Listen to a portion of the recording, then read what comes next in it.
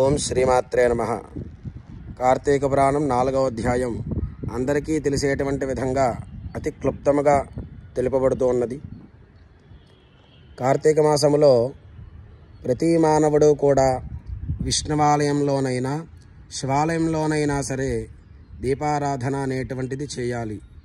ఆ దీపారాధన చేయలేనటువంటి వారు దీపదానమైనా సరే చేయవలెను.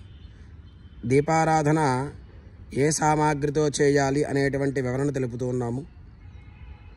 ఆవునేతితోనైనా, నువ్వుల నూనెతోనైనా, ఆమదముతోనైనా సరే కనీసము దీపారాధన చేసిన ఎడల కార్తీక మాసమంతయు కూడా ఉండేటువంటి ఫలితము వారు అనుభవింతురు. శ్రీమాత్రే నమః.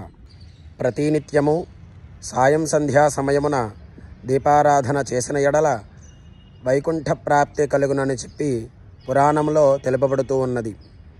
దీపారాధన చేయడమే కాదు, ప్రతిదానికి దేవతా కార్యక్రమానికి భక్తి లోపించకుండా చేయడం అనేటువంటిది చాలా ప్రాధాన్యత. అటుల చేసిన ఎడల మీ యొక్క కామ్యమంతయు కూడా నెరవేరును. శ్రీమాత్రే నమః.